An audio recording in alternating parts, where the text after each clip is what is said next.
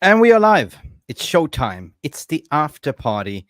To go to Anfield, to turn up the office, you must have a good day at the office, at least. You got to have the right application, the work ethics to listen to what your boss has to say and grind it out. Guys, to get 1 point at Anfield today was a miracle because nobody expected us even to get a point. People were expecting us to get ripped to shreds, 7 up, but guess what? It feels good. It feels good. Are we ready to rumble? Let's do this. Now, for the thousands in attendance and the millions watching around the world on MUFC Realist TV. Ladies and gentlemen, from Mandalay Bay, Las Vegas, let's get ready to rumble!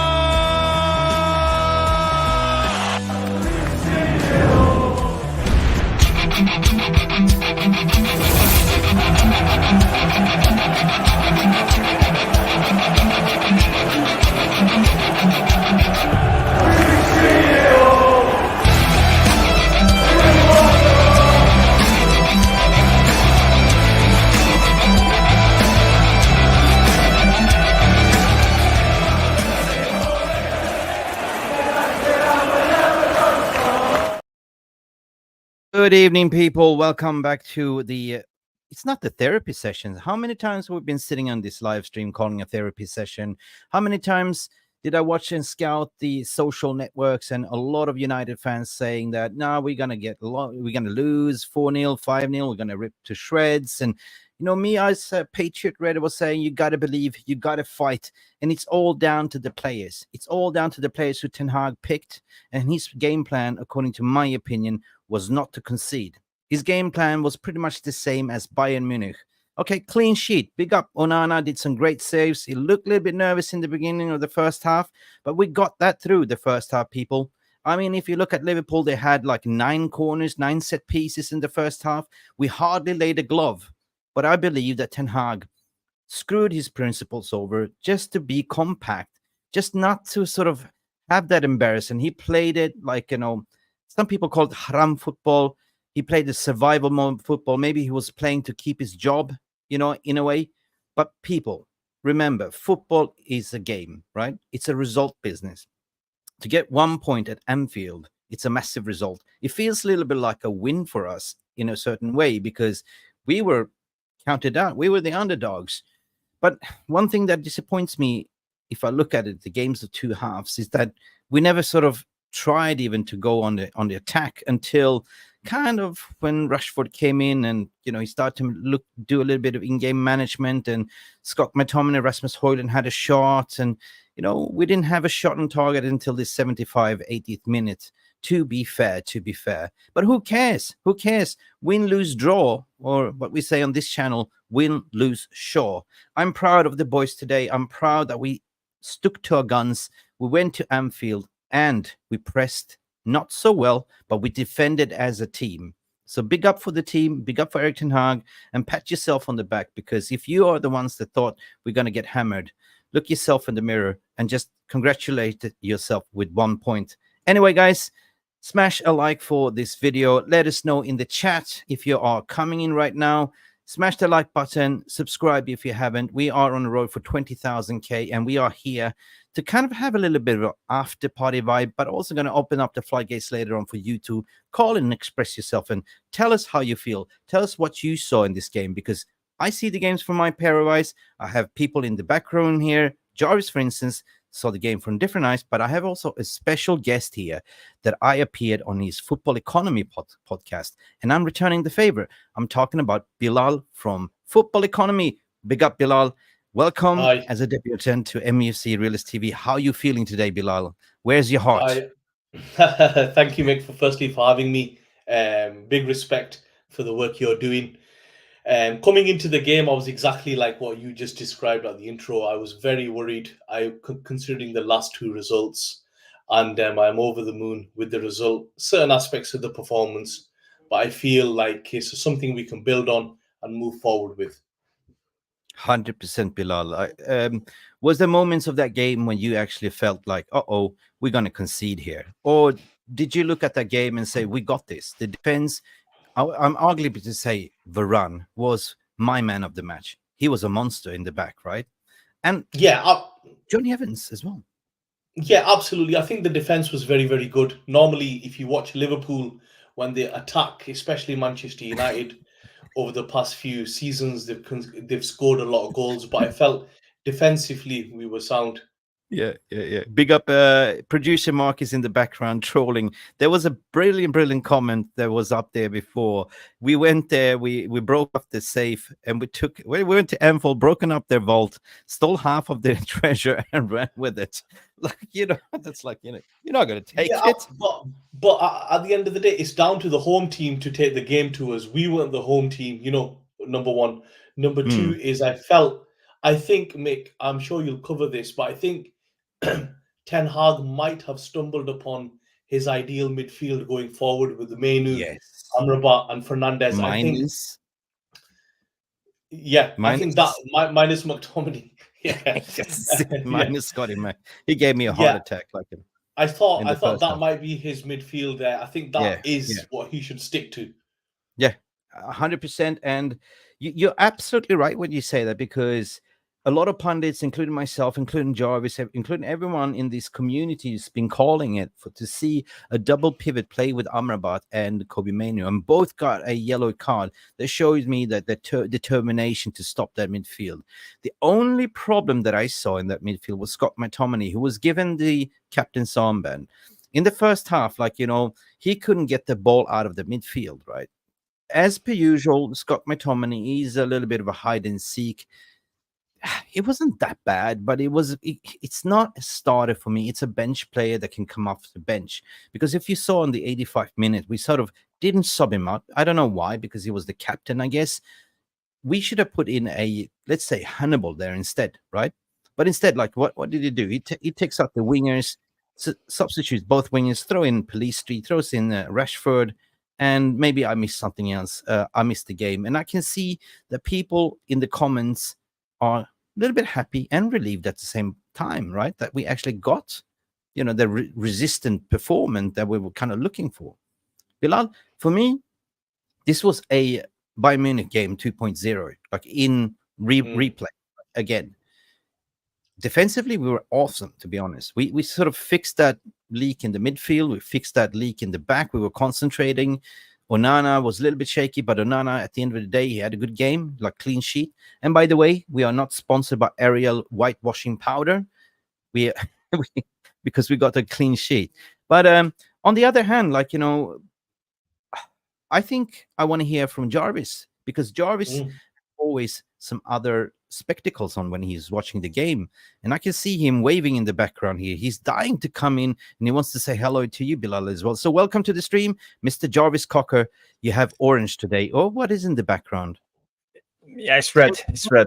So good to see you guys. Good to see you, Bilal. So it was a good game, and I think 0-0 was an okay result for us. We tried our best. We played defensively.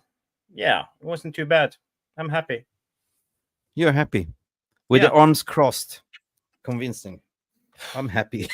Yeah, what you saying? You look stressed as us, like coming in. You look so stressed coming in. Me too. I'm trying to watch Norway play the World Cup final in handball against Sweden right now. So I'm watching that. Yeah. Oh, okay. Sweden are up 3-0. Okay. This is not handball, Jarvis. This is football now. Yeah, I know. Big Yeah, up, but the game was okay. I'm very happy with Varane. I'm very happy with Evans. I think Anthony had a fantastic game.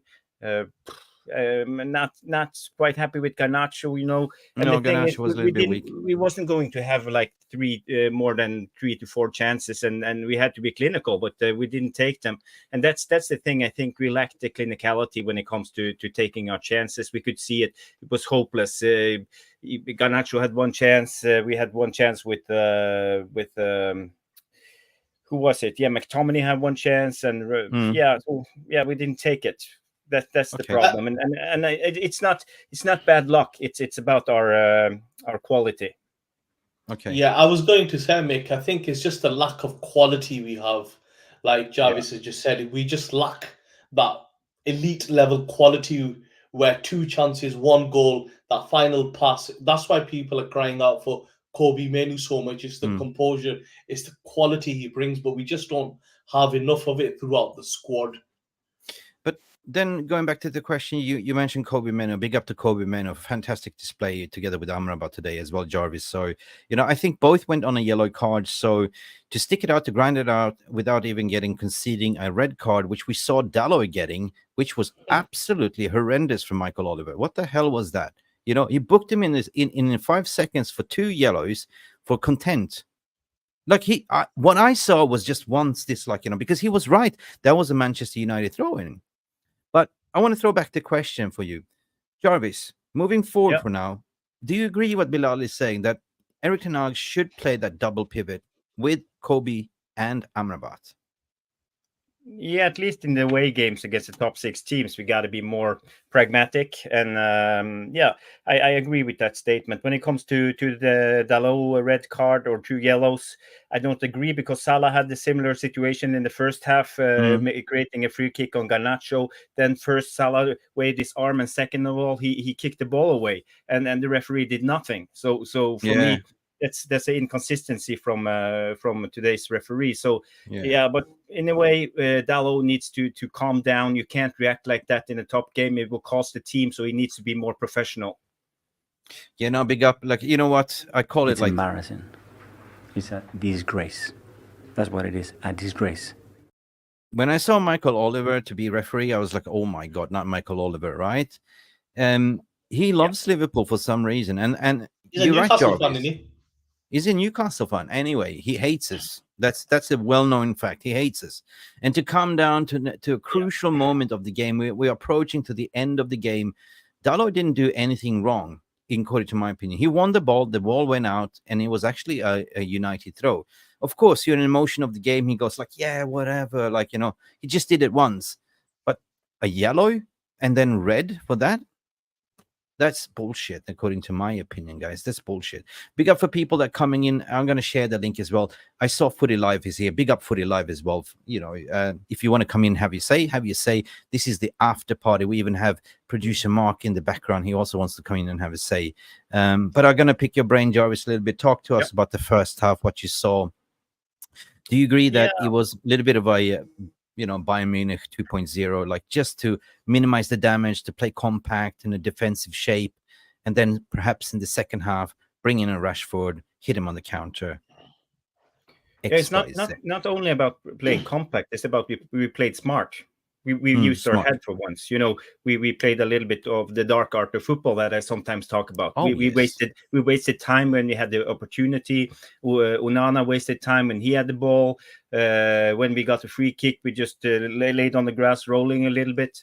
Yeah, and I liked it. And another thing that people maybe didn't see was we usually go with the man-to-man press when we press the opposition, but today we played more of a zonal press, so we didn't get dragged out of positions. A zonal press. Can you explain what a zonal press is for people that don't? You just have an area on the pitch that's yours, and you have to take care of that area. So today, for example, Luis Diaz he cut inside and wandered around in front of all of the front line, but we didn't get dragged out of position. We didn't follow him. We didn't man mark him. We just let him come into Minu's zone. Okay, he ran back into Amrabat's zone. Okay, so we just changed man when they moved. Right.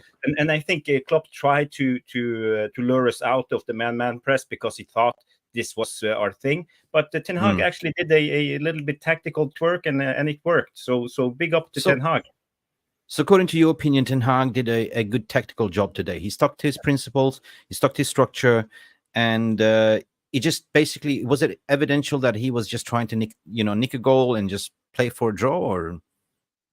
No, we had our chances. We could have won this game. Okay, Liverpool had 32 shots on goal, something, but all of the shots were 0.001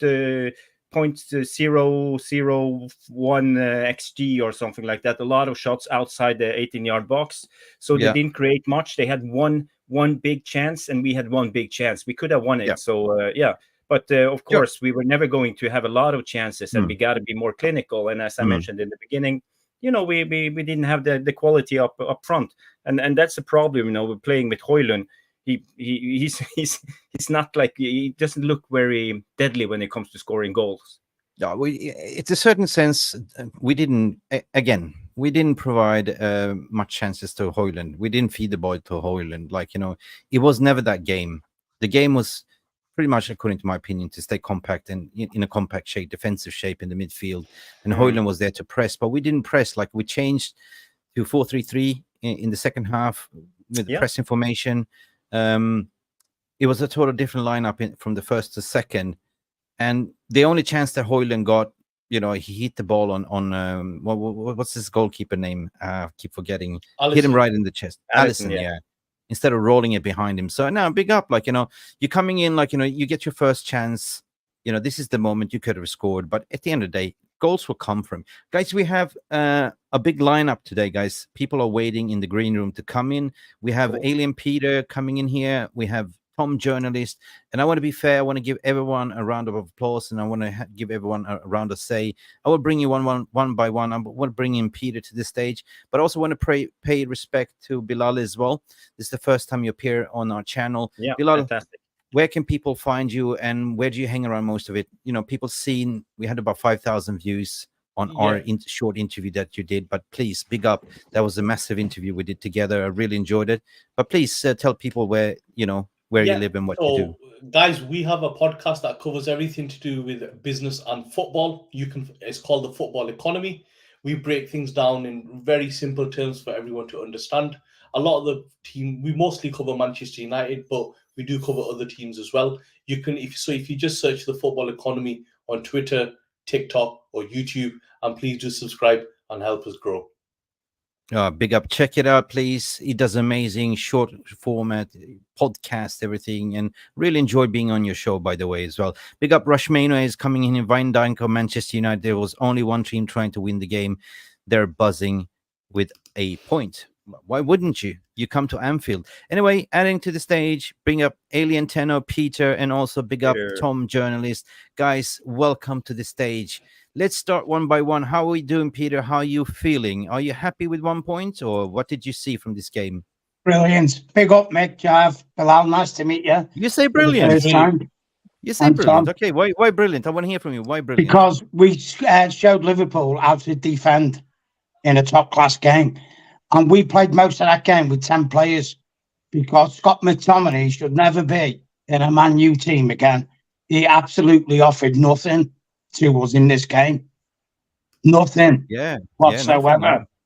And excuse me, my voice has gone through shouting as it does. But we played superb. For all the possession and the half chances Liverpool created, not once did we panic in defence. I thought Anana looked a bit nervy at times. He did. He looked a bit nervy, but he made a couple of good saves. Oh, he did brilliant saves. We had a couple of chances, but I'm happy, considering everyone was saying we was going to get smashed today. Like, we just shut a lot of people up, big time. We did. 100%. And you know what? I can only be proud of the team. If that's a team that's not behind Eric Ten Hag, then someone's talking out their hat, because they fought for him today. They did. Tom, are you there, Tom? Yeah, I mean, Grand control to Major Tom. Are you agreeing what Peter is saying here? I'd go as far as to say it was similar to the Bayern game. Damage limitation. Just don't lose the game like you did last year. That's what I think the expectation was. And I think everybody this season, listen, I was saying on Nuruddin's show it would have been on Friday, I'd have taken the forfeit score 3-0. I honestly would have done. Forfeit score. So long as we didn't get embarrassed, that was the result for today. The embarrassment. But Liverpool today, I'm going to say it for what it is. Virgil van Dijk and Jurgen Klopp, pardon my language, are fucking shameful.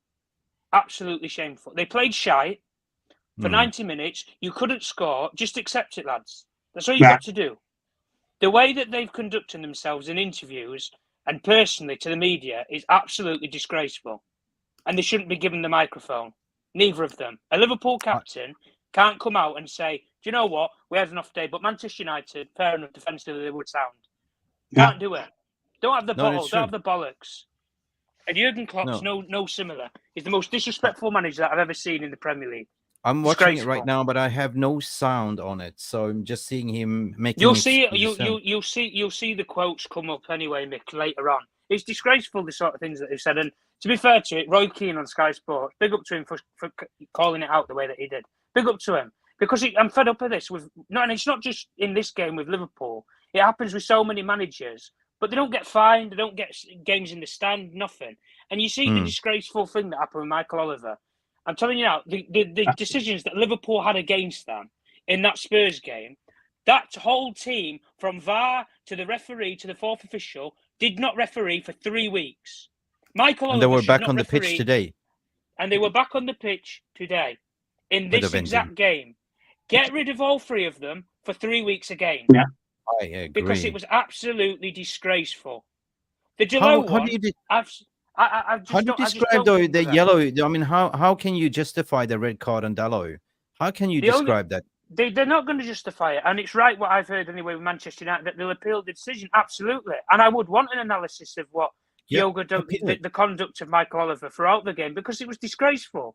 And Bilal made the point earlier, and I know he was joking about it when he said that apparently he's a Newcastle fan.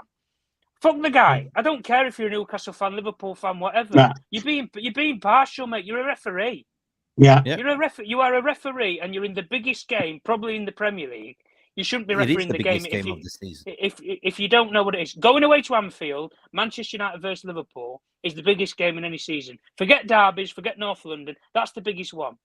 Liverpool's fans, in the first 5 minutes, they were flat. They were absolutely flat. They didn't look like the team that had won 7-0 last season. They didn't. No, they didn't. And at the end of the day, collectively, though, I'll just say this anyway. Collectively, defensively, I thought it was good, solid. Very, very similar, like I said, to the Bayern game. But attack-wise, still poor. Big up Nick Nash to coming in here with the comments. That ref was dying to show a red card today. And I kind of felt the same. But you know what? You make some heavy points there. You always speak the truth and you see the game like I see it too, Tom, right? You know, it's disgrace because the only chances they actually really had against us was on set pieces, right? And that tells you that we all from like 30 yards. That was it. And we defended really, really well. So that's why I started to say that Rafael Varane today was a mince. He was mint together with Johnny Evans as well. Yeah, he was. They the whole defend. I mean, the whole defensive shape was good. So that led to that we sacrificed going forward because we didn't want to get beaten. We didn't want to concede a goal. So to get 0-0 at Anfield and looking at Jurgen Klopp making excuses and say, they shite. You know what I mean? They were actually shite today, Liverpool, right? They haven't lost there since September. We came there and took a point. So we should be proud of ourselves there, guys. Well, they've had they've won every game at home. Just going back to Oliver, Rashford getting the yellow card. I always thought if you got the ball first before the tackle, how come you get the card? You got the ball, played the ball. Always using excessive force. How you got to walk up to the player and go, let me tap the ball away from you. You know what I mean? The ref was crap today. He got in the way of Amrabat a couple of times. And one of them, in the second half, Amrabat had to literally physically push him out of the way. It's like, get out of the way, mate.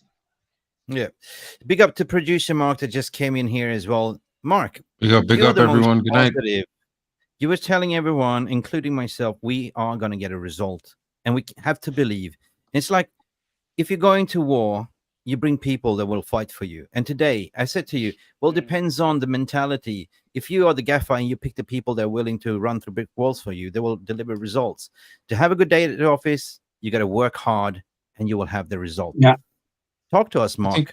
You were right. Yeah, I think we had a good result, guys. I think the team performed well. They kept their structure well. They were compact, like Jarvis was saying earlier on Poppy's stream that, he wanted Garnacho to tuck in a little more. Maybe Ten Hag heard you a little bit because Garnacho started tucking in at the start of the second half. So that, Anthony was very, very productive going forward. So, you know what I mean? It's Jarvis, like you have the speed dial directly to Ten Hag there, right?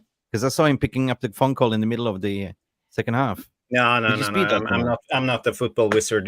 Ten Hag, he understands stuff like this. So, it was obvious that he was out of position. So, good call from Ten Hag. Yeah, continue, Mark. And I wouldn't say that. I wouldn't say that Liverpool was shit, were bad today. I think they tried. No. I think they came at us, especially in the first half, and I think we absorbed the you pressure. saw the substitution what I they think made as well. They tried. They Yeah. tried, Yeah. and I feel like we grew into the game, and as the game progressed, the chance that we might actually do something kept creeping into the game, even from the start of the second half, and Højlund could have had a first goal against, but good experience goalkeeping from their keeper, and he came out and he took it on the chest and it went from us. There was a few chances. I think Anthony was very positive. I think, people could call it what it was for the beginning of the season. I think now he's starting to show he's getting into games, he's impacting games. I'm pretty sure, like, if we had another player in there, maybe at 10 instead of Scott McTominay, we definitely would have a goal. You know what I mean? So I think the substitutions was key. He brought on Hannibal, he brought on Palestri, and he also brought on Rashford, and I think they did well. I didn't really appreciate how Rashford got the yellow card. I think that was a bit benign by the referee. I think the referee was showing his partiality in the game throughout. It's a derby, though. It's a derby, but Smika should have been on a red card if that's the case. If you're going to justify dissent, Smikas has been creating yellow card tackles around the field, both in the second half on all sides. You know what I mean? Look at Anthony; he had him twice. You know what I mean? Even Mo Salah should have been on a yellow card, no card. It's just difficult. Nunes should have, Bilal, do you reckon Ten Hag and Manchester United will actually overturn this decision, or will they go to the what do you call it, PGOL, and make a complaint? PGMOL, yeah. I think they will try to overturn the decision. But as I was listening, then something came into my head which I'd like to ask back to the guys, and me and Mick discussed this on my podcast last week. I feel that one of the reasons why Manchester United were so well set up defensively was because Bruno Fernandes was not playing. Because what I feel when Bruno Fernandes does play, he's very ill-disciplined without the ball. And because because we had a play, I know McTominay's not everyone's kettle of fish, but what I'm trying to say is because he wasn't playing and McTominay did play, it just gave us a bit more structure, because when Fernandes doesn't have the ball, he's all over the show, and that causes a lot of problems. And just lastly, I want to add in is, for some reason in the media and as fans as well, when we play against another team, if we beat them or the team doesn't play well, there's always a narrative that, for example, Liverpool just had an off day, they weren't very good. But actually, we need to give the manager credit and our own team credit. We set up very well and we killed them off. They didn't have much to go off. That's it. You said it there, it was a perfect setup. Structural, we kept composed, we kept the shape, and we kept the principle and the discipline. We listened to what the manager had to say. Jarvis, do you agree what Bilal was saying right there, that, without Bruno, we played actually better defensively and discipline area? Yeah, I agree with that. I think Bruno is a little bit too wasteful. He takes too many chances, and the thing is, he's like a high octane player. He tries to rush it all the time, and even when we don't lose the ball and he has a good pass, it always ends up with us maybe getting dispossessed and have to track back with full force. So in a way, Bruno opens up the game a lot more. But without Bruno, we can play more laid back, more disciplined, and just sit in our shape and position, and this is what I like when we don't play Bruno. So I agree with that statement. Question back to you and the panel. Could you tell me what worked well in this game and what didn't work well, if you look at the structure? Double pivot. Double pivot.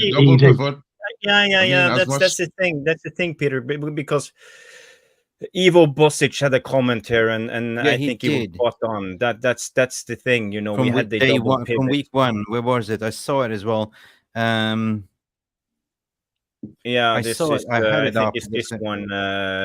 You should have played again, it from week one. Was the final. He abandoned the tradition crap. He went double pivot, as he should have done since week one. And I kind of agree.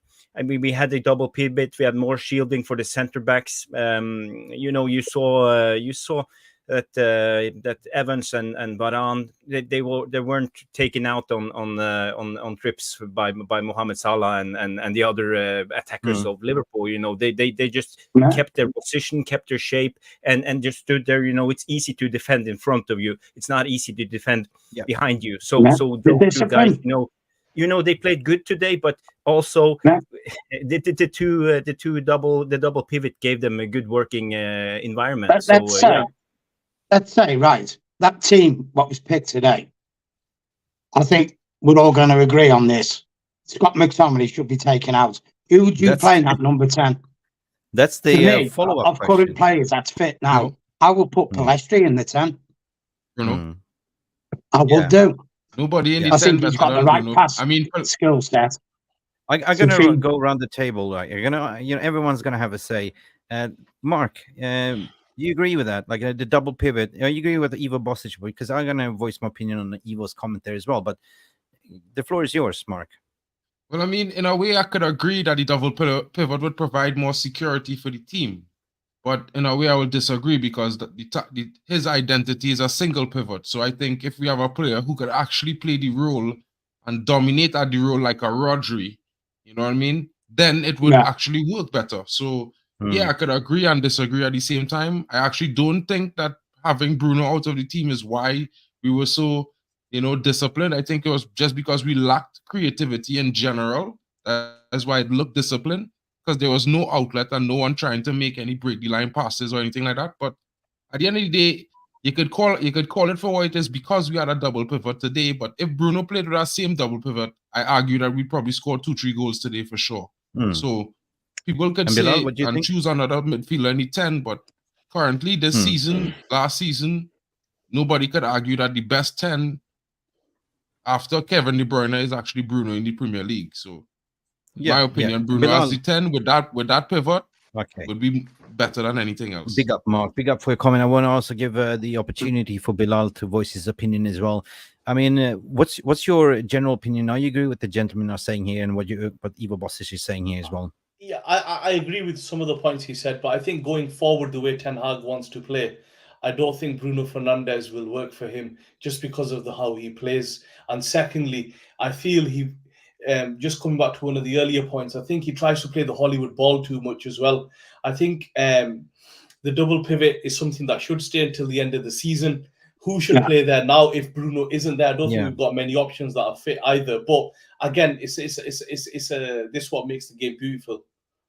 Okay, guys, let me just, I really appreciate it, but I'm going to put my thought process to it, right? I agree what Ivo Bosic just said again, but then you have to work it back to what happened in the beginning of the preseason with Kobe Manu's injury. All his plan went out the window. See, yeah, I can agree he wants to play a single pivot, but you have to look at who can play the role at the moment. I can agree that Scott McTominay got his chance by fluke accident because of all these injuries, and he started to score goals. But Scott McTominay, if you had a choice between choosing Scott McTominay as a number 10 and Bruno Fernandes, of course you pick Bruno, right? Because with Scott McTominay, you don't have any creativity. He can hardly string any passes. He did a few ones, but the ball was just not moving in the first half. It was stuck, right? He's not a midfield player. I don't know what it is. Going forward, depending on if you're going to play the top 6, 100% lineup with the double pivot. If you're playing at home, you don't have to play with that double pivot, guys, right? You can play with a single. But it's all about adaptation. Ten Hag's system is about structure, discipline, defend as a team, attack as a team, but also being structured, right? At the same time, use your imagination, be a little bit creative. Right now, I think he's sacrificing this to do a stopgap, not to leak any goals, because defensively, we've been shocking. But if you look at Bayern Munich, you see how it's shaping. So he's wanted to have that the defensive discipline. And going forward from now, yes, Aston Villa, I agree, play the double pivot. But Bruno will be back. I would add to that though, Mick. Like Bilal was saying earlier, play the double pivot now at home and away, because what it does, it keeps us in the game. instead of giving stupid goals away. You can easily change your formation as the game progresses, but I think it's about us starting positively. And when you've got a solid back six, per se, 4 at the back and you 2 in midfield, then teams are going to get disheartened because they know we can't break them down. Yeah. And then as the game progresses, you can then be more proactive with your attacking players. Jesus Christ, man. Nick Nash reminds me of somebody that we have in the squad that I forgot we have in the squad that can play that role. Mason Mount. Yeah. Jarvis. Yeah. Even Ericsson. Even Ericsson as well. Ericsson is a shout. We need more ball players, but someone mentioned Pelestri in the 10, and I think that's a good idea. I would like a player who's press resistive and can turn with the ball and even dribble sometimes, because that's what I like from Bruno. You know, Bruno is a brilliant player when it comes to what he do good. You know, he can find a masterclass pass that no one else can. And but the problem with Bruno, you know, if he can't find that pass, he's wasteful. He can't just take down the ball, turn on his man and dribble sometimes and get out of tight positions. So and when he's pressed, he usually just try to pass it. Yeah. So that's the biggest problem. And maybe Pelestri, but I actually think that Ahmad can come in and play the number 10, because I think Ahmad is more technical even than Pelestri, so maybe I would try him in the 10. But this season, maybe there's another thought you could do. Yeah, you could drop Rasmus Højlund into number 10 and get him into the game more, because he has got pace and ability. Yeah, so you can imagine him attacking, picking the ball up deeper, kind of a bit like Harry Kane. Drop him a little bit back deeper to get into the game more, because he's not getting into the games, is he? Yeah, but the thing is, Mark, he's not getting into the games, is he? You know what I mean? He's barely getting touches. We want a striker. We don't want a striker who plays at 10. Harry Kane is a striker who plays at 10. He's not a striker. He's not a fox in the box. You understand? He's not a striker that shows up in big games that you can expect to pop up and score a goal to win your title. That's not Harry Kane. So listen, can I be balanced? Because I hear both of your opinions, both Mark and both. I can be balanced, and I can understand what Peter is saying, and I can understand what you're saying, Mark, as well. But the problem lies in that our midfielders, our wingers, need to find and play balls more in his feet, right? So I can agree what you're saying, that typically what Harry Kane used to do, if he didn't get service, he was start dropping back to pick up the ball himself. Yeah. But it's hard if you're not in the game long periods, and let's face it, this has been Rasmus Højlund's career at Man United so far, being in games for long periods with barely a touch of the ball. Then what do you expect him to do? I mean, you got a really good chance today. You know, fair enough. Alisson positioned himself correctly in that, but that's because he's not up to speed, because he's not getting touches the ball. Big up. You've got to get touches of the ball, haven't you, to get to finesse your play. So, like I say, you can drop him back a little bit, just so he gets more active in the game. Yeah, no, Peter. Before we continue, I really appreciate. I mean, we have so many people on stage, and I want to sort of distribute everyone's equal say.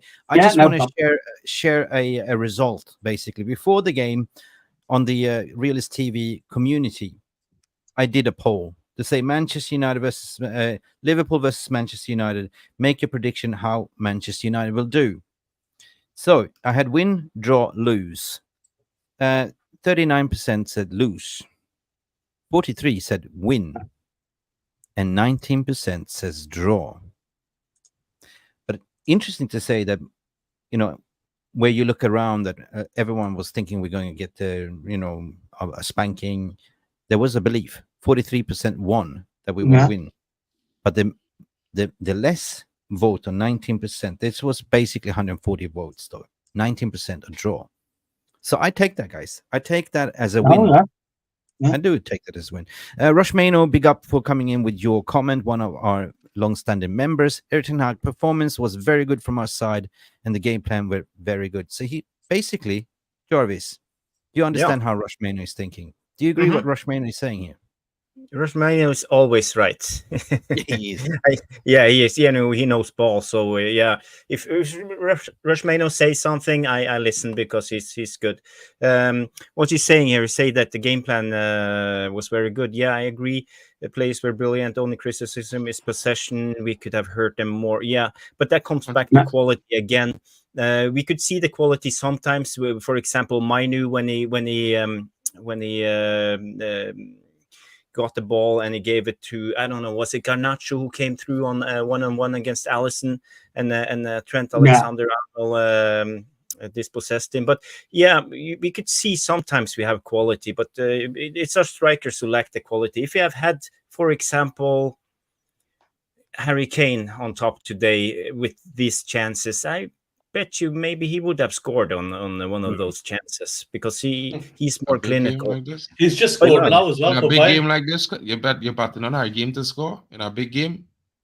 Really? Yeah. Maybe a small game. I'll bet on him to score in a small game, but not derby, because he's never shown up in any big game, not even a title game. So he's never scored a goal in a big game. I think it's a little bit coincidence when it comes to this. I just want to show you guys one thing. Because people will go back to the stats. I saw Bilal talked about the stats that Liverpool had a lot of shots and things like that. This is let me just before if you dig up, and I'm going to ask Bilal a question. This is Ivo Bosic coming in. Credit to the boys, they executed and parked the bus strat well. But Bilal, would you agree that the best weapon in football is defense? 100%, yes. It wins you titles. Today was a little bit pragmatic, like Jose Mourinho style, wasn't it? It was tactical. Look, they had no option. You got to be realistic. With the team we had, with the injuries we had, he had no option but to play like that. If he would have done anything else and tried taking to the game to him, he probably would have lost heavily and probably lost his job. So he's come out of it very well. He played the best game plan he could based on the players he had and the bench he had. And so it worked. We all, I think we're all in agreement in the final third, the quality lacked. And but otherwise, that was the best he could do with what he had. 100%. You don't want to be ending up sticking to one game plan. You want that flexibility in your manager, depending on the team, the tactics, the squad you have. You change. Yeah. Okay, Jarvis, take it away. I also have. Yeah, I don't know if you can see this, but these are the shots that Liverpool had. These are the shots. You see, they have a lot of shots, and these are our chances. So when you look at all these chances, if you see up here, it says expected goals. So, for example, this long shot from Szoboszlai was 0.02 xG. And most of the shots was 0.0 something, 0.4, 0.3, 0.5, 0.3, 0.6, 0.2. So they had a lot of shots, but there weren't a big chance for them to score those goals. The biggest chance they had was this one from Nunez. It was 0.14, and Salah's long shot. Where is it? It's here somewhere. It was 0.7, I believe. Jarvis, 0.7. Shot from TAA outside the box that just curled away right at the death. Yeah, it was wide. It was wide of the mark. This was trackball. It was 0.17, and the one from Nunez was 0.14. So basically, they didn't have that many big chances. When it comes to our side, you see here, this is the one from Højlund. It's a 0.20 xG. The one when they had on the goalkeeper, and another one was Garnacho one-on-one with Allison. It was a 0.15. So we had a couple of chances, and our chances were actually really big. But that's what I was saying. Like, they didn't have any. Most of the chances came from the set pieces, but not in-game play. That's the thing, right? Yeah. So they're a little bit toothless at the end of the day, and that tells you that we defended really, really well, to be honest. And I can see Ian McDonald coming in with a comment that he's not happy with the draw. It was a poor result. We should have won 1-0. Rasmus has great potential, but we needed a finisher. Not the lad's fault. Massive pressure on the kid. Disappointed we didn't win. And 100%. I don't know. I mean, that's a guy coming to give Allison credit for the save because he rushed him, didn't he? But I hear Ian because it's all about standards. And at the end of the day, Ian, I agree with you, but at the end of the day, I'm happy with 1 point because considering the circumstances that nobody thought we were getting in even a point. That's the thing. Yeah. So for me, it feels like a victory. And here is the heat map, touch map from Stevie Wonder in a blind discotheque, I guess. Yeah, Ivo Bosic, he wanted me to show the heat map with a giant red blob in our 18-yard box low. And yeah, he's actually quite right. As you see here is a giant red blob in our 18-yard box. But even though we defended well, and that's what I want to say, you know, we had basically a okay control on Liverpool, and we forced them to take weak shots in difficult positions in most of the time. So this is what I'm saying. We defended well, even though they pressed us all the game long. So yeah. Okay, I mean, so speaking of sorry, heat map, Mick, wait. Sorry. Speaking about heat map, I have somebody that's gonna come here and erupt as a volcano. We're talking about the guy that did a watch along, the guy, the one and only from Boston, USA, the Power Heat Map Football Power Hour. Are you there, Poppy? Yo, I'm buzzing. Come here with your heat. We won 1-0, so that's like I cannot really be more proud of the boys. Like for me, it was just all about getting the result. We just know we're in a crisis still, injury crisis, and it was seeing it through. FC, that's where we are right now. You know, Garnacho had, you know, like I was expecting a little bit more from Garnacho, but at the end of the day, you know, he's still a kid. Lightweight still, he needs to get into Anthony Elanga's workout routine for sure. He needs to copy Elanga's you know, weightlifting and everything, and you know, he'll get better. So big up to Kobe Mainoo. I was just going to say, big up, Pappy. I was just going to say this, guys. Yeah, like there's a few people saying, you know, poor results. You know, boring game. You know, you got to win games. Yeah. Last season's treble winners dropped a 2-goal lead against Crystal Palace yesterday. Put the game into perspective. Yes, we just held the team that was at the top of the league to a 0-0 draw. Put it into perspective. What we just done. Away as well. Exactly. Yeah. So that's a big win for me. Away. Big up Mr. Heat Map, Aka Poppy. Big up Nick and Jarvis and everyone in the panel. Please don't forget to hit that like button, hit the subscribe if you haven't. I keep repeating, and the notification is so important because YouTube kind of changing the algorithm every quarter, and that makes it harder for you to find us. You know, so big up to all of you. Poppy, how was your watch along experience? Oh, it was fun. It was fun. It was actually called a pray along. It was pray along. I started it with a prayer. And did you invite Madonna, like a little prayer, right? I literally, at the beginning of the stream, I was like, I don't care, guys, what religion you are. You know, everybody call on your maker, whoever it is, Buddha, anybody, Jesus, Allah. I'll talk to all of them. We're going to need like a divine intervention. And today, actually, it was one of those. We needed all the forces to be with us. And yeah, may the force be with you, like Star Wars. Jarvis, let's move on to the next segment. Should we just look at the individual performances, like one by one, or should we just go quickly high level? If we start with the defense, Jarvis, who stood out from you most on the defense? Onana, clean sheet. Varane was excellent, commanding the box, giving Johnny Evans instructions. Johnny Evans' long passes was good. Luke Shaw against Mo Salah, they basically doubled up on Mo Salah. Yeah, they did. They did. But as we spoke about earlier, the position of Garnacho is a little bit. You see, he's a young player; he doesn't know how to defend. You know, if Salah is going this way and Garnacho is here, Garnacho presses up here. He doesn't go like this and press. So he loses a couple of yards all the time because he doesn't know how to move his his lane when he runs. So in a way he got himself out of trouble a lot of times because he has pace, but you know, he needs to figure this out. And in the first half, Ten Hag, he stands 10 meters from Garnacho basically for 45 minutes, and he can't just shout to him and tell him, to move a little bit different and how to press. So yeah, a little bit critic to Ten Hag when it comes to Garnacho for this. But yeah, going back to the defenders, I think all of them did a good job. I was really impressed by Varane today. He showed some spirit. He took command. He was commanding his back, and you know, he didn't muck around every time the ball was in his area. He just cleared it, and he didn't try to do any dilly-dally or nothing. He just cleared it, and that's what I would like from Varane. He took command, and he showed he's the Champions League Rolls-Royce Varane, not a whatever we have seen this season. So big up to the back four. And Onana even. I think Onana was good.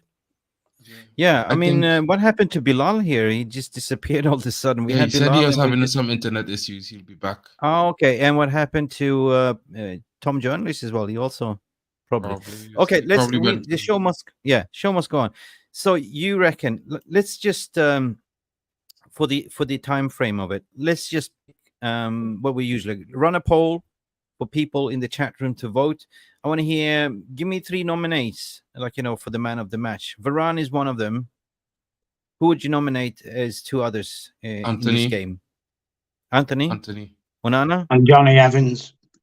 Johnny Evans. Yeah. What's the VR room saying? Who would you nominate? Are you agreeing with Varane, Johnny Evans? Dalot? No? He got a red card. Dalot could even get a shout, you know, that red card. Despite that red card, Dalot, to me, would have been clear man of the match. If he wasn't red carded, man of the match all day for me. Him and Anthony to me today. You know what I like, guys, today, though? Like going back, just off topic a minute. We got the double pivot. We got Manu and Rabat, which we all wanted. They both got early yellow cards away from home at Liverpool. And I tell you what, Kobe Manu just commanded it after them. The guy hardly put a foot wrong. And he played some real sweet little passes as well. And I tell you, and that guy will get some absolutely valuable experience from that game. Big time. True. He will. 100%. I think our only weekend today was actually Luke Shaw. I think he was. He can do it anywhere in the world. If he can do it at Anfield, he can do it at any field. Yeah. I want to see Kobe Mano more. Ten Hag, you better not be stingy with this boy. I don't want to see the thing where he does, you know, Hannibal gets a good performance and then he's put in the fringes. He does that sometimes with the youth. Now, this boy has done it and was able to be part of the team that kept Anfield on silent. It was like a phone that's on mute, guys. Yeah. Anfield was not buzzing today, you know. I did tell you about Manu, though. I did tell you about that kid. Yeah, yes. I just want to mention one thing. Sorry, Mark. I just want to mention one thing. When it comes to the double pivot, people, I heard Peter say before that he didn't like McTominay and what he did today, but I'm just gonna say that McTominay actually shielded the two pivots a lot. He won 12 duels. He won everything 100%, 5 of 5 aerial duels. So he was like shielding the 2 of them. So they were almost never caught off guard. They were caught off guard 2 times, and both of the times was a yellow card. So I would actually give McTominay a little bit more props today. He wasn't as undisciplined and all over the place as he used to. He hold his position more as a 10, and he was connected to the double pivot. So in a way, McTominay was okay. But McTominay is bad when he's on the ball. When he has the ball and he can create and make a pass, then he's shit. I was just going to say, Jarvis, sorry, Pat. I'm just going to say, McTominay made a lot of misplaced passes as well, though, didn't he? True. He did, but that's his problem. But as a defender in front of the double pivot, he did a crucial and brilliant job today, I must say, because he won so many duels. Amrabat was very underrated today, in my opinion. I agree with Roshmani was saying here as well. Like, you know, there was a comment here because, I mean, he was that Tank Sherman. You know, definitely the Tank Sherman. He took yellow cards, he took team fouls. And he did a dirty job, right? So I rated Amrabat in the midfield And he protected I Kobe think Mainoo. Amrabat had a poor game today. I would say it again, like in my opinion, so he not really physically up to the pace yet. You know, he had no preseason. I would leave it as that as the excuse, to be honest. But he made a lot of bad decisions in the midfield today that could have cost us goals today. That's just to be fair. That yellow card was unnecessary. He didn't need to make that tackle, to be fair. So, in my opinion, I think it's just leave it up to his form fitness in the matches right now. But he is a staple in the midfield that we should have. I think he does well. You know what I mean? I just hope that he gets up to the pace of the game and gets match fitness, because you could see that he has some games where he's on everything and he's perfect, and then some games where he's off it in some parts. So that's all. Okay. Good evening, Bestie. Good evening, all the way from Brooklyn, USA, New York. How you doing, Brooklyn? Let us know your thoughts and feelings, guys. And Stephanie Griffith, you said you will come in and have a say if we had a result, or was it just a win? No, a win. Just wondering. I don't forget. Anyway, midfield, Kobe did well. I thought just about protecting Kobe was great. They both ended up with 2 yellows. Scott McTominay, I don't know. I do understand why he played him for a captaincy role, but we lacked that creativity at the end of the day. Like, you know, he was more of a defensive setup. I wouldn't go with that, you know, in the future. I would just bench him right now, because we do have Carlos Casemiro coming back as well. We do have players that can play the role, Ericsson. So we're going to have competition for the midfield places. You know what I mean? What do you think comes out of that midfield when Casemiro comes back? That's going to be dangerous. I think Amrabat drops to the bench. Kobe plays next to Casemiro. That's just my honest opinion. I think Mainoo next to Casemiro is the best option. With Casemiro experience and Mainoo mobility, I think that's a very good pivot there. Yeah. Jarvis, who would you play? Who would you play if you had the option? Casemiro or Amrabat? Today, I agree with Mark. Amrabat had a bad game. He had the 57% pass accuracy.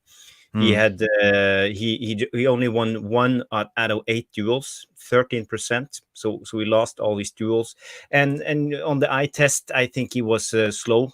He had always trouble every time Szoboszlai had the ball. He tried to he couldn't keep up with him. So the yellow card made me I played with my heart in my throat all the way, because I was afraid that he was going to get a second yellow because he was too slow. He's very strong, and I like him. Sometimes he takes his man out with his body, but you know, he doesn't have the pace, you know, at the moment. He looks very, very, very heavy when he runs.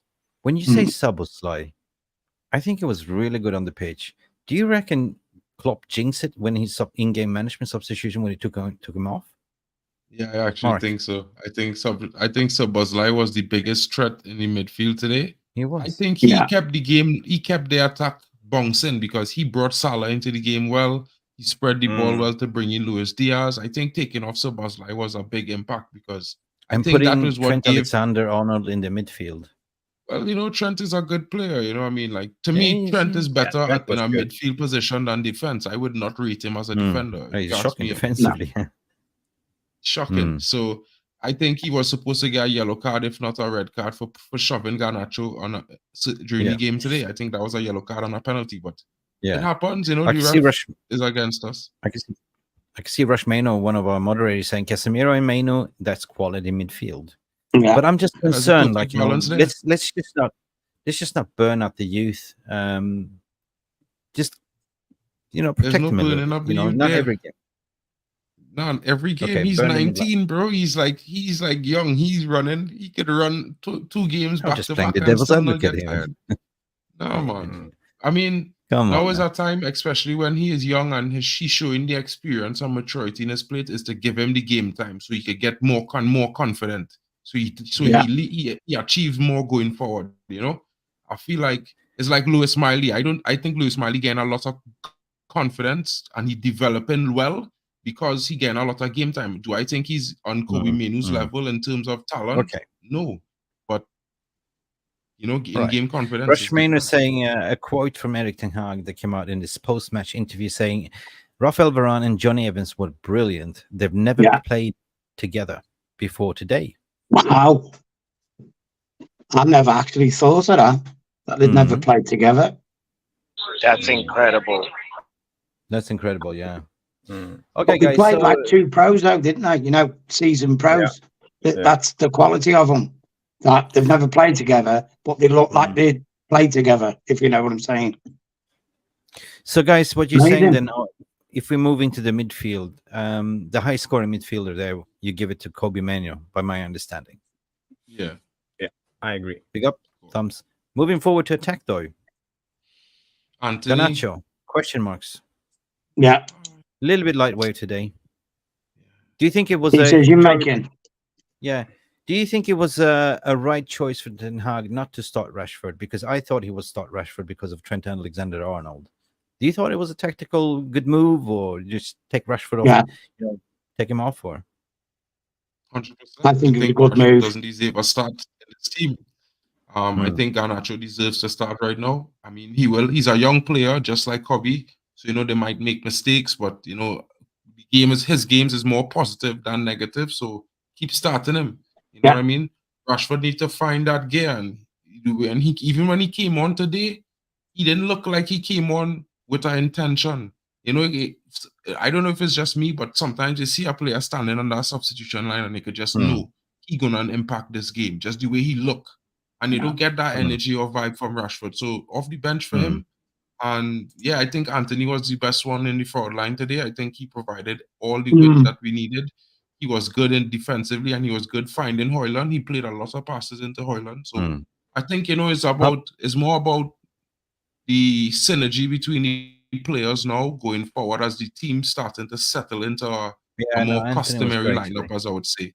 Yeah, you know, so definitely. I mean, patience with Højlund is necessary. As well. Yeah. Defensively, I like Anthony's. You know, his shape, how his he mentality plays. is the biggest thing for me.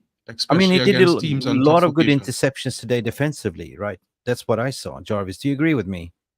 Who? Anthony Dos Santos. He was great. Like, no, he had some great interceptions defensively. Yeah. Botswana Papi, are you there? Yes, sir. I'm here. I'm in the outdoors. It is I. It is me. I actually I want to just circle back to the Evans and Varane partnership and say, moving forward, I think we should keep it.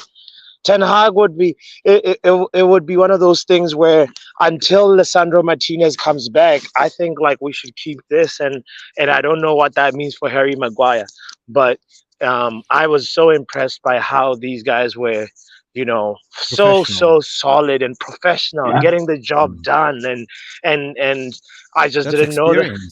It's experience. It speaks to just, I mean, the point that was it Rashmino who pointed it out, that they had never played together. That shows that we have something quality, a combination in there that Ten Hag should exploit some more. You know. Yeah. Big up people that joining in from Twitter. We have Ian Twig joining in for Twitter. We have Riaz joining in for Twitter. Edward Reed is here as well, saying Anthony eventually will become a left back. We'll see. Evolution will play it. Just a hater. And Stephanie Griffith is saying that she thinks that Erik ten Hag was a tactical masterclass. I think so. Today. Because people would say that the Arsenal-Man City game was a tactical masterclass to watch. It was more boring than this game. And although Arsenal won the game in the end, we've had more big chances in this game than Liverpool, to be fair. Liverpool had more chances, but United had more big chances. If Højlund had bagged that goal at the end, I think there would be silence of the lambs in Anfield tonight. So, you know, a good performance, good decisions by the manager, his in-game substitutions, his management seemed really on point today, you know, and I think we should give him an 8.5. I think it was a pretty good game by the team. 8.5. You know, it's not one of those games where you expect United to take the attack to a team, really, also because of the position of the players we have and their current run of form. So, Ten Hag, please forgive us. We created a poll in the chat. I cannot go back and regress right now. We forgot to put in Ten Hag in the poll. But how would you rate Ten Hag today? Jarvis, let's start with you.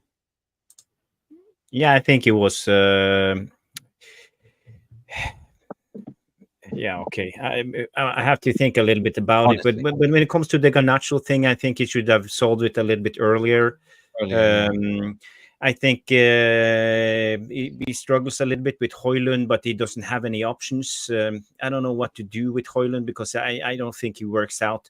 He loses too much duels, and he's not on the right end at the end of the attack. So he needs to support the striker more. But we set up today defensively, played the zonal marking, and yeah, I'm happy. I give him an 8.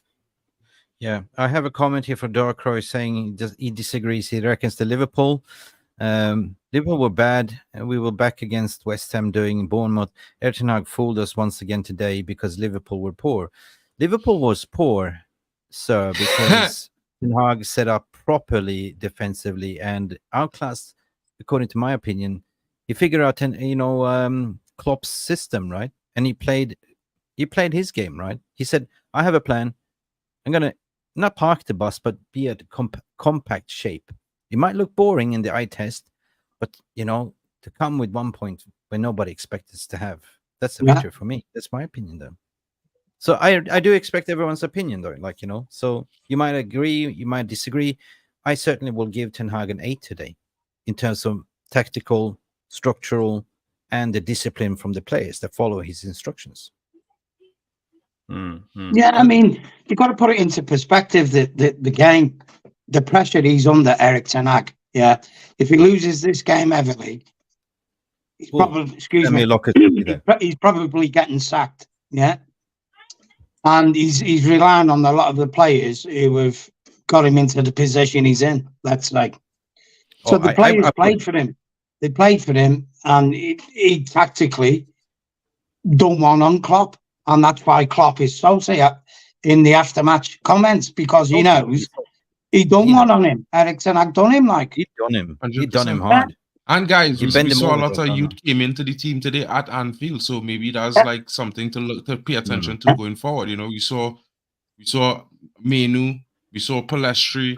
We saw Garnacho, and we saw Hannibal Metri all in the game today. So, guys, this could be a new thing going forward.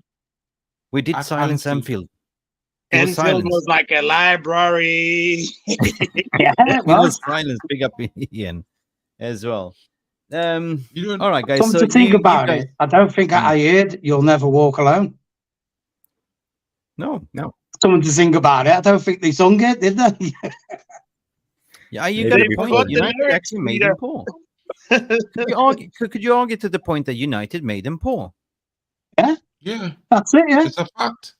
United had to, the way we played tactically, didn't allow Liverpool to play their game 100%. So I think sometimes people will always have their say. They need to sell clicks and stuff. So saying that Liverpool was bad is kind of disingenuous.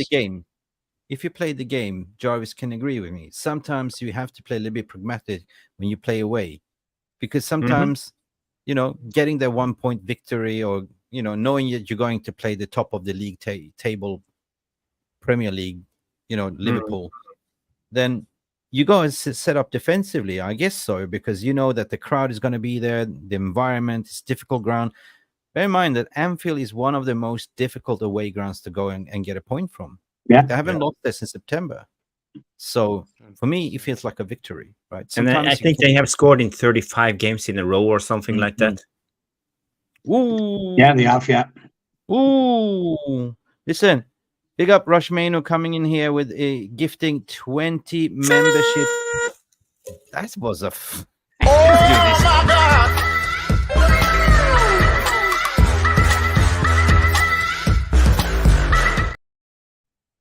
Rush Mano, you're a legend, gifting 20 memberships, and I can see people are flying in here.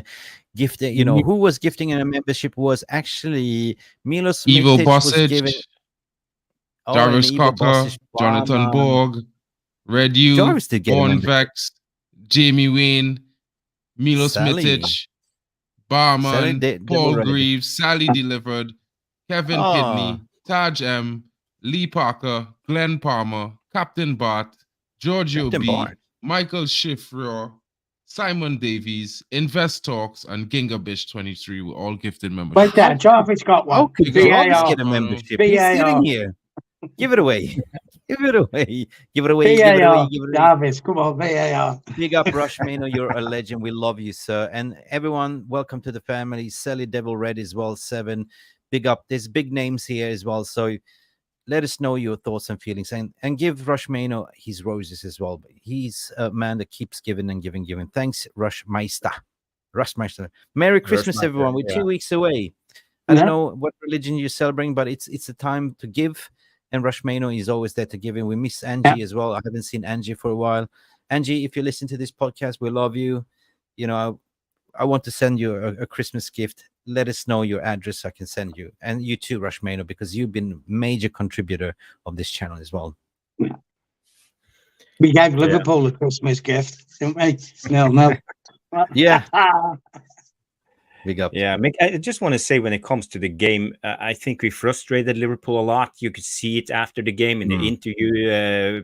Van Dijk came out. He said that there were only one team trying to win the game and we were superior in all aspects. You know, I think Liverpool feel cheated in a way, and that makes me feel good. You know, it makes me feel good because I don't like the Scousers and they don't like me, and that's just how it is. So frustrating them. I think we had a good game plan, and I take the 1 points and the 0-0 because it's not easy going against Liverpool on Anfield today. And I think Ten Hag and the players had the right attitude, and that's good. That's good going forward. And maybe in a way, this will be a turning point because now I see something differently, tactical.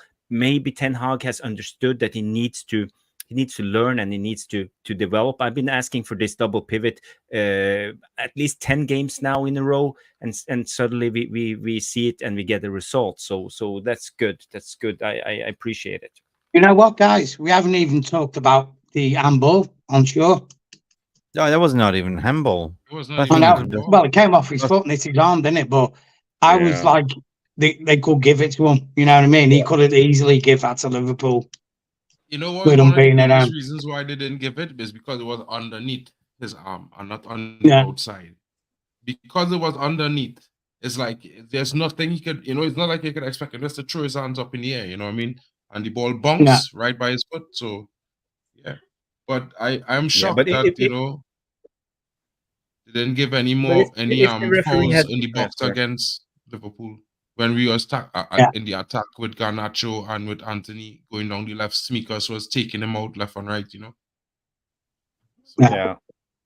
I just wanted to say when it comes to the handball, if the referee had given a penalty, the VAR would never have taken it away. No, he would not. So, yeah.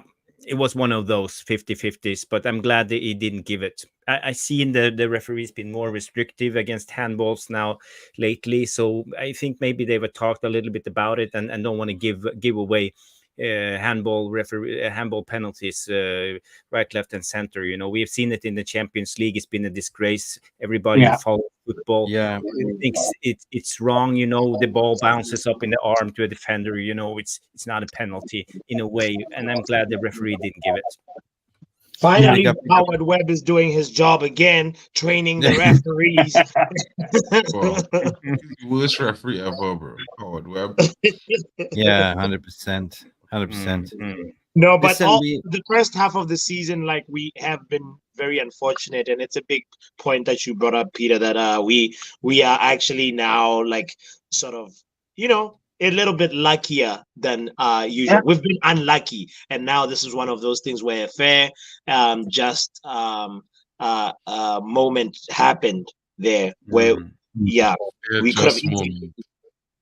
Listen, just for reference, we have who became a member. I want to give you guys a shout out on the screen as well. Milos Mitic, welcome to the family. Merry Christmas, Bam.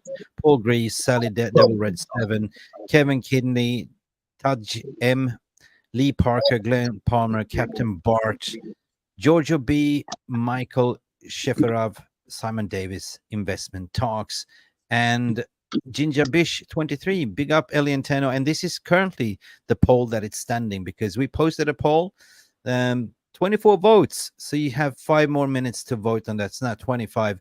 Currently, Rafael Varane is leading as the man of the match on 64%, following up by Onana with the clean sheet on 24%. Johnny Evans 8. Can we give Johnny Evans his roses? And Anthony on 4%, guys.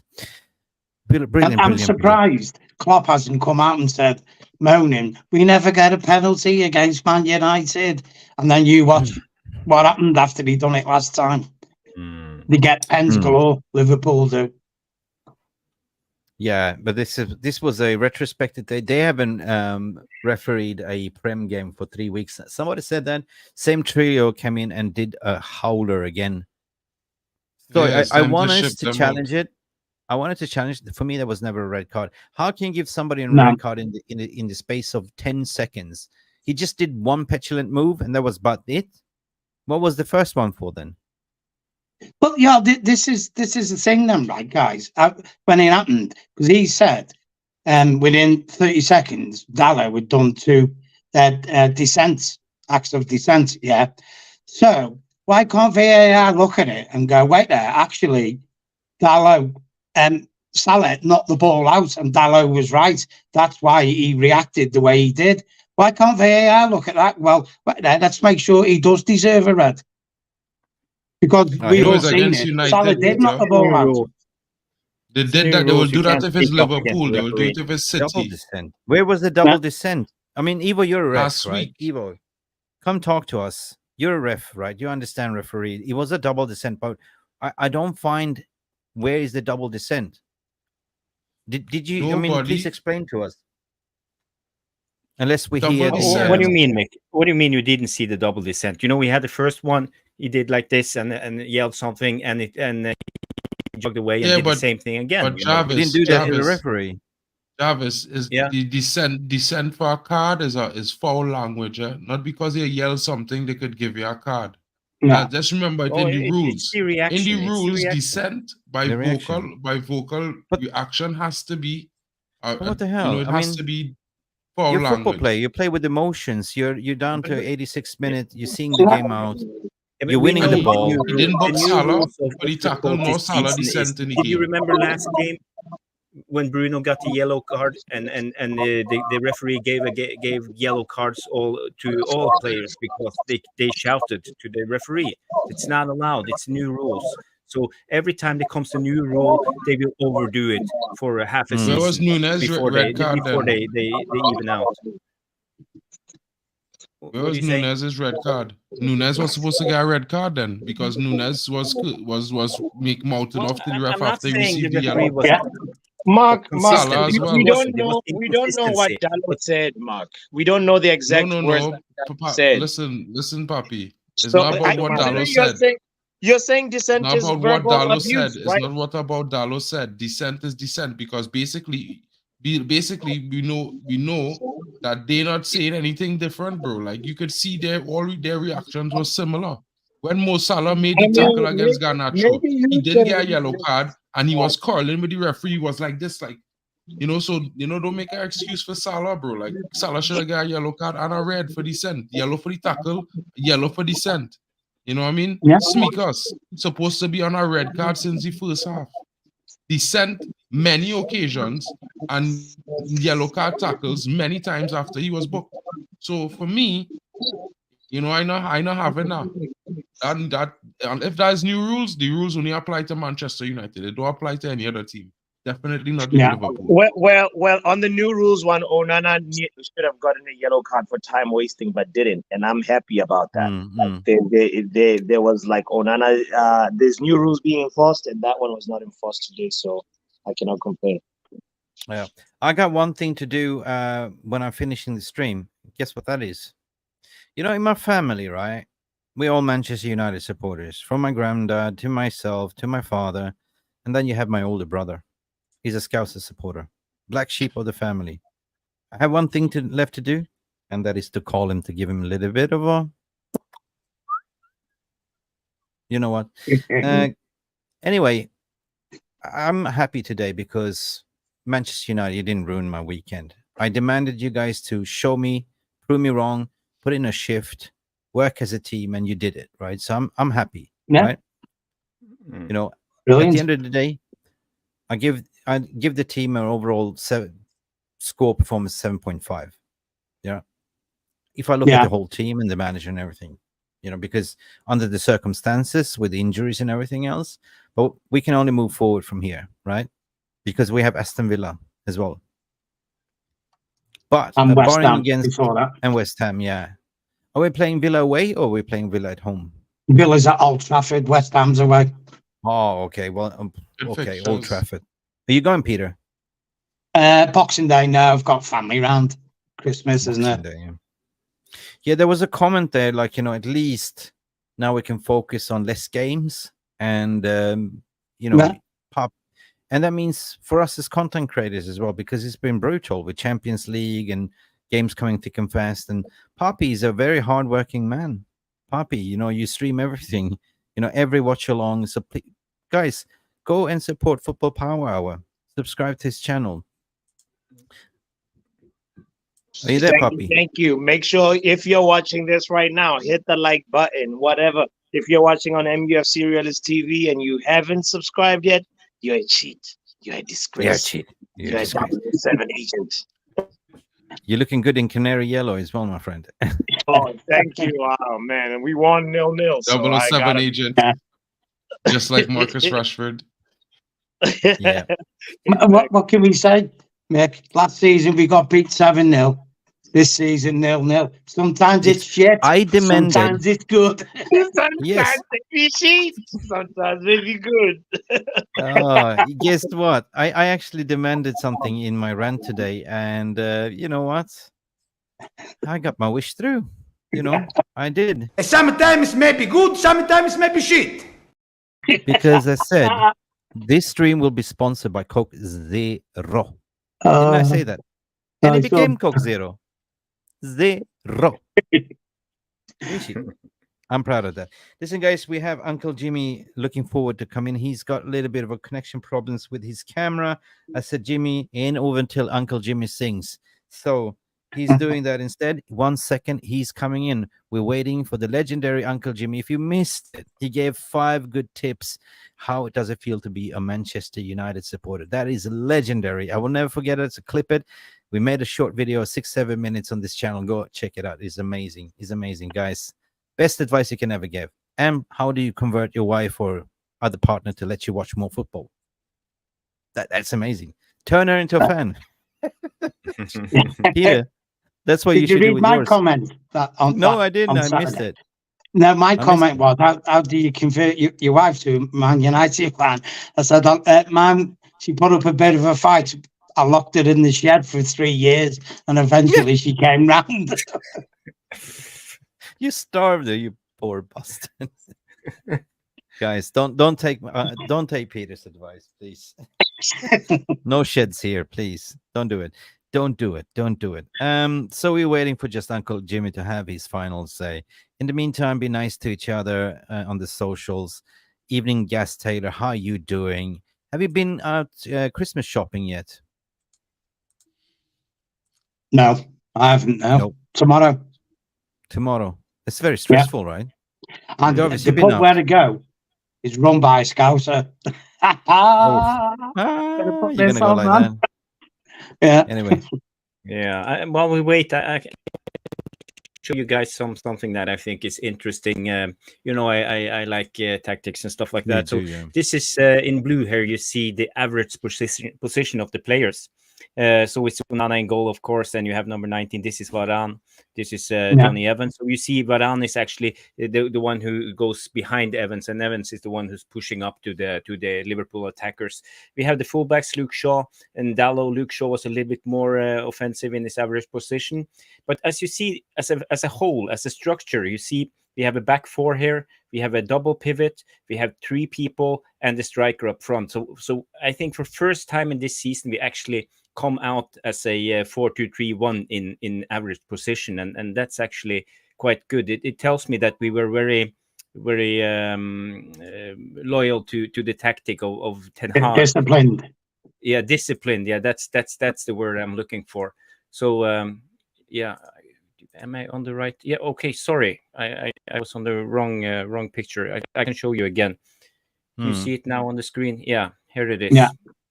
So you see here we have a 4, but Luke Shaw is actually a little bit higher. But basically, I would say this is more of a 4-2-3-1 than we have been before. But usually we are like 5 people up front, 1 and 2 fullbacks up and 2 defenders usually. So it's a big stretch in the team and stuff like that. So today we were more disciplined. Yeah.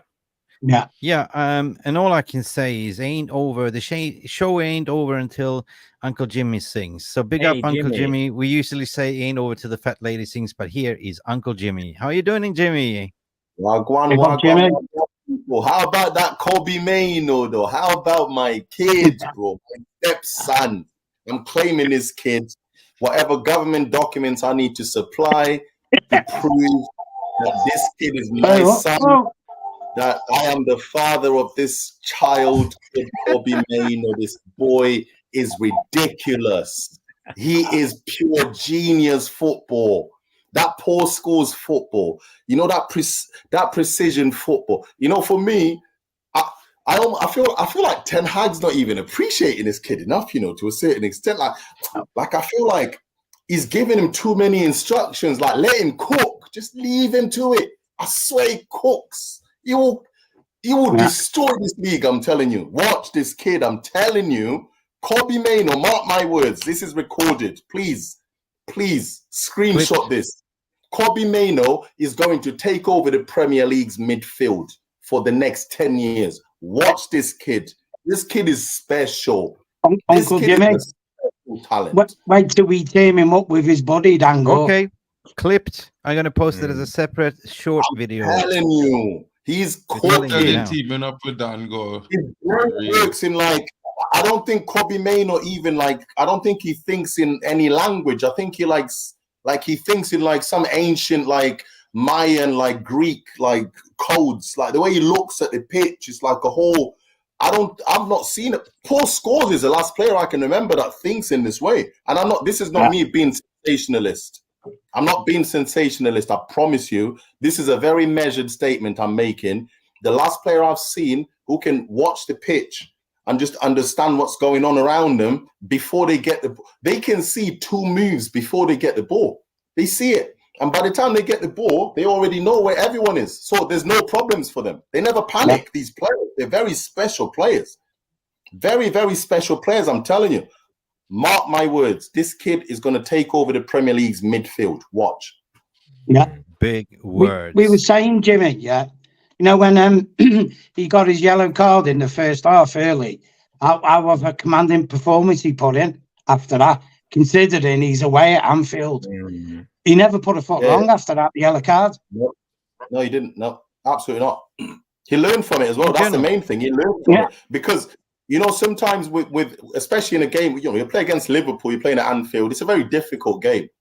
For me, when I see a player who can, because even that yellow card, for me, there was no other option. I mean, that yellow card was always going to happen. Any player is getting a yellow card in that situation. I don't think there was any other option there. So, but when I'm looking at this kid who can receive the ball because Liverpool started really bright, 6-7 minutes, we hadn't touched the ball. We couldn't put up one single pass together for 8-9 minutes. Yeah. So this kid is receiving the ball, and I'm looking at him so composed. Composure for me, because people say, "Oh, that midfielder is composed. That midfielder is composed." No, composure is what Maino is. That's composure. Like Trent, when Trent plays in midfield, that's composure. Yeah. When I see Man City, what's my guy? Main midfielder at Man City. I hate him. De Bruyne.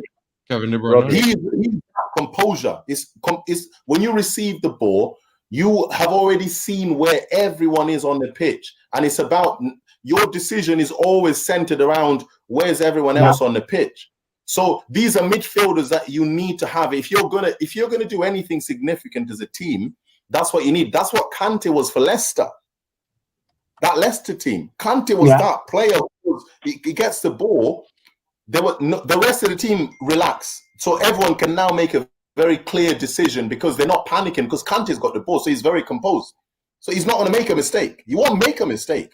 So this is what you're getting with Maino, who's an 18-year-old kid, and I'm looking at him. He gets the ball and he's so measured and composed and press resistance and all this. And I'm thinking an 18-year-old shouldn't play like that. That's not normal. It's not a normal thing.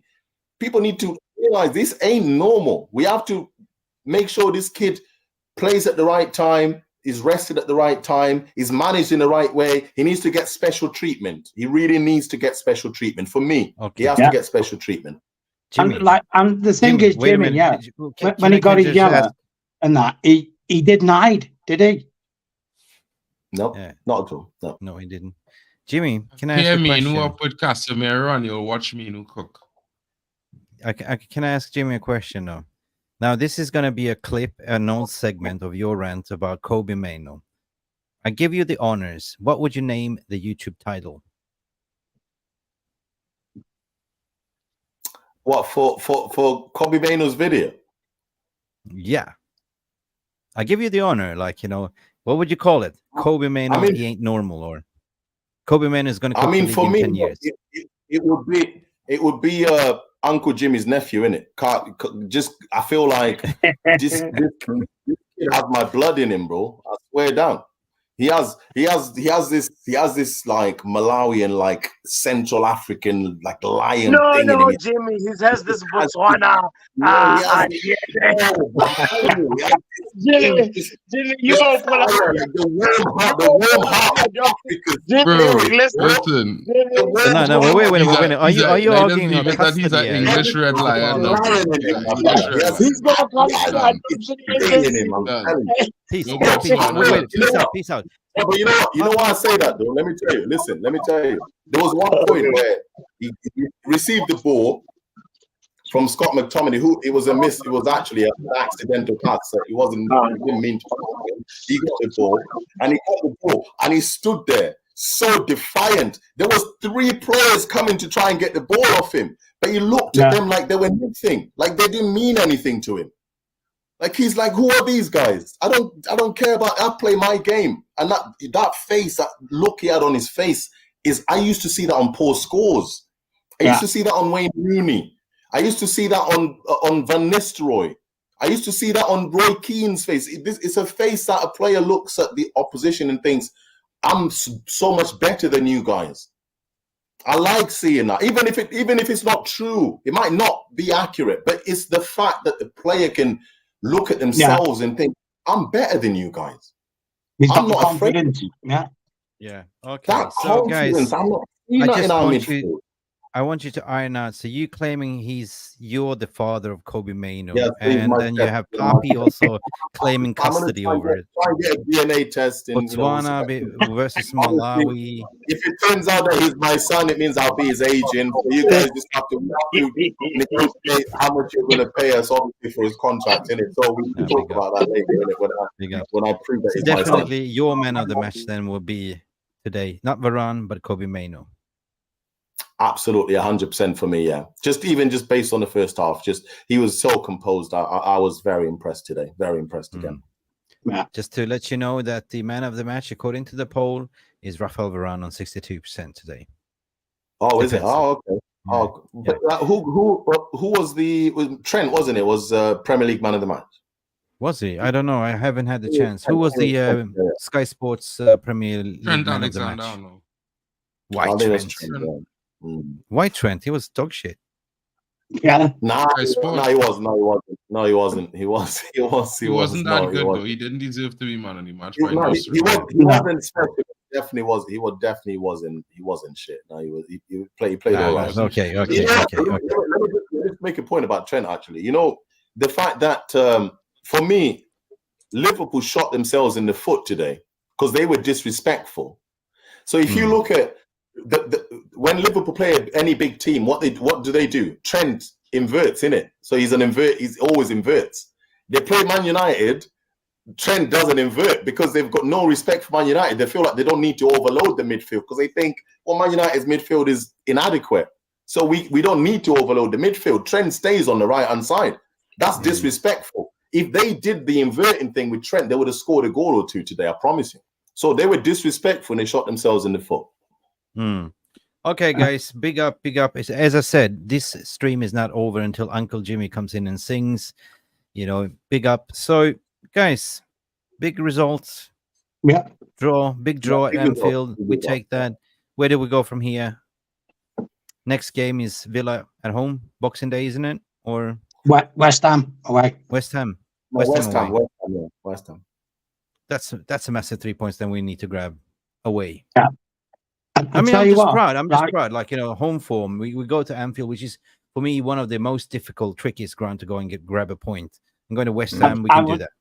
I would love to see Manu and Kudos from West Ham together, because that Kudos is cooking at West Ham as well. Yeah. We're going to play a 4-2-2 or a 4-4-2. Okay. 4-2-2.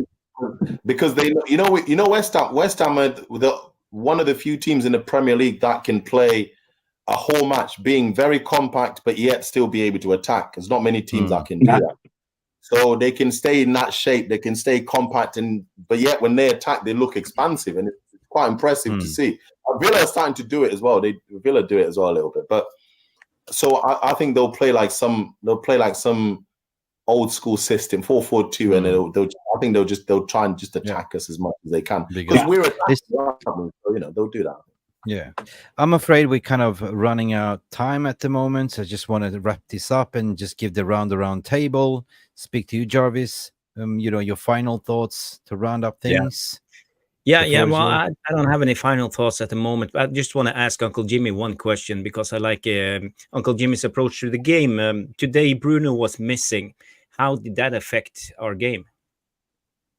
Obviously, creativity was lacking, but for me, when I think about the squad in general, I think it was good to see the team without Bruno in it, because I need to see what else someone else can bring. For me, Amrabat was playing so bad in the first 25 minutes. I think he should have been taken off at 30 minutes, and then he should have put someone else on, Hannibal or whoever. I don't know if Hannibal was on the bench or not. I can't remember. But for me, Amrabat was, because I've been crying out for Amrabat and Maino playing together, because I thought Maino provides the control. Amrabat can be the aggressive factor and go out and tackle and go out and try and get the ball back, whereas Maino can be the composure in the midfield.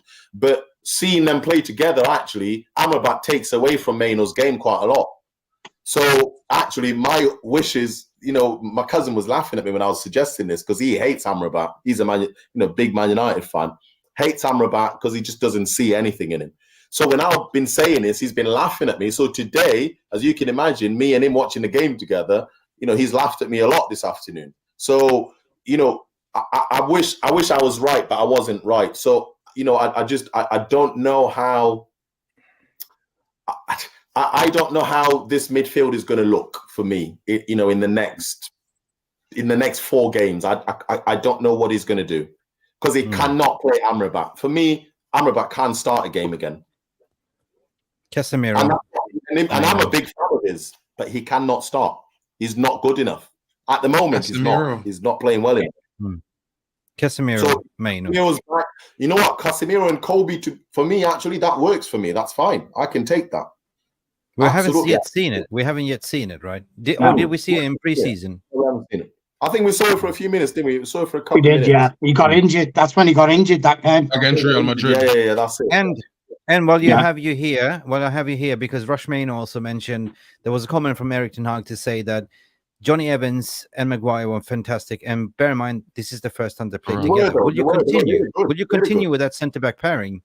Yeah, you have to. I mean, what are you going to do? Because they were good. And also, with Johnny Evans, people underestimate how much his reading of the game is important, because we've got a defense that's not good enough. So the only thing you can rely on is people having the right mindset and reading the game properly, maturely, professionally, being composed in defense, so that you don't have to work so hard. If you're composed as defenders, if you're smart, you don't have to work that hard. You never have to work that hard if you're organized. So Johnny Evans brought that today in full force, and I loved seeing it. I mean, he had a few moments where you can see, obviously, he's getting on, and he can't move as quick and whatever. But generally, I think he was the glue in the defense. All of them were looking at him for what's happening. Yeah. So okay. I've seen it. I was quite pleased with him. Just a final question, though. Best midfield if you look at the overall squad we have, would you then say that the best midfield would be Casemiro, play with Mainu and Bruno, or? Yeah, for me, yeah. I know absolutely. Some people don't like Bruno, but you know what? You need that creativity. If Bruno plays with those two behind him, then Bruno can go out and do his nonsense all he wants because he's got two behind him. So if you give Bruno that freedom where he can go out and do his nonsense, that's when you get the 10 chances created in the match, because he can be free to do that nonsense. You know, you look at Bruno's best performances last season was because Casemiro was so good in that number 6 position that Bruno knew he could just go out. Bruno created so many chances last season. People don't talk about it, but Bruno created so many chances purely because he could express himself in that, because at any given moment, you didn't know if he was playing as an 8 or a 10.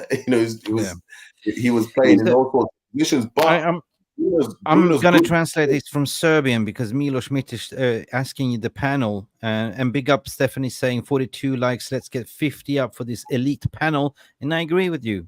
Give us a like, please, if you're watching right now. Thumbs up for this video and this brilliant panel. Milos Mitić is saying, what do you think? Maino, Amrabat, and Casemiro will be a good trio on the middle of the park. But I'm saying that's 3 defensive players. You need a creator there. You need a registrar, right? It depends what you want to do. You know, if you want to release the wingers from defensive work, that will be probably a good midfield constellation. But I don't think Ten Hag will do that, and I think he will continue playing McTominay, because McTominay today had a good game and he got a result. So next game we will be back to McTominay and Bruno, and hopefully Mainu at the midfield. Big up to you. Stephanie reckons Maino, Casemiro, Bruno all day long. And guys, this is pretty much it. We spoke in 1 hour and 40 minutes in this panel. Uncle Jimmy came in and sang his swan song crescendo, claiming that Kobe Maino is his lost prodigy son. And then he had an argument, a dispute that they're going to lodge in the court with Botswana Papi, because Papi said, no, that's my son. Then we had a brilliant study with that one. Jerry, you're going to share every second week. I'll share the paperwork. We'll do joint custody, I guess. Jimmy, get the tattoo. Mainu's my boy on your arm.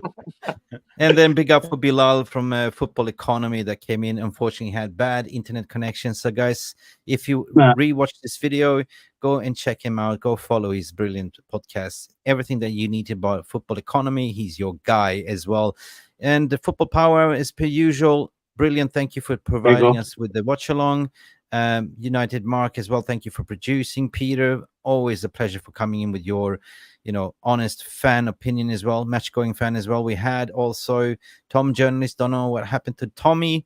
Tommy disappeared. Also bad internet. And, Uncle Jimmy, as per usual, we had a record view on the last stream because of your rant. We had about 11,000 views, and that's a record for one of our live streams. I think it was a measured rant. I think it was a well measured. It was not planned stream. It was one of those Saturdays, and everyone came in shopping from IKEA, did the wifey thing, and it was a spur of the moment. But I'm so proud of that video, and we had 11,000 views. So big up for everyone that watched it and smashed the like and watched it. Big up, go watch it again. Because we did a little bit of director cut, 7 minutes of Uncle Jimmy's best advice. Yeah, I was in a great mood as well. So that's always good. Good stuff. And I guess we're going to plan for a Christmas party on this channel as well. So we're going to have a call in, watch along. We're going to have Jimmy coming in, Jarvis. We're going to invite some guests. Stop planning for that as well. I'll get my kids to join the camera. You can see my kids. There's got to be 2 conditions, Mick, for the Christmas call in. We got to have the cracker hat on and tinsel around the neck. Really? The cracker hat. Anyway, guys, thank you so much for all the love and support. We are almost there on 20,000 subscribers. Slowly getting there. That's amazing, bro. That's mental. The way we started. It was me 1 year and 4 months ago, just talking to myself, and now look at us. Look at this beautiful community. Bro, and then Jarvis came along. People love the videos, man. People have DM'd me and said, how much they love your videos and stuff. It's good, man. Good stuff. Good content. Thank you, sir. Thank you. It's just trying to be real, like, provide a balanced approach to things, where fans can come in and have a say, that's it, because thanks to you guys, it wouldn't be a channel without you guys, without everyone that's coming in here, daring to come in and have the say. Everyone can come in and have a say. Anyone in this chat as well. Let us know. We can share the link. Come in. Be yourself. Be a Manchester United fan. At the end of the day, we came to Anfield. We got the job done. Halfway's there. Living on a prayer, right? Absolutely. I think they got the job done today. They worked as well. Like people won't say this, and I hate this about Manchester United fans. They just focus on the negative. These lads worked their asses off today. They worked so hard defensively.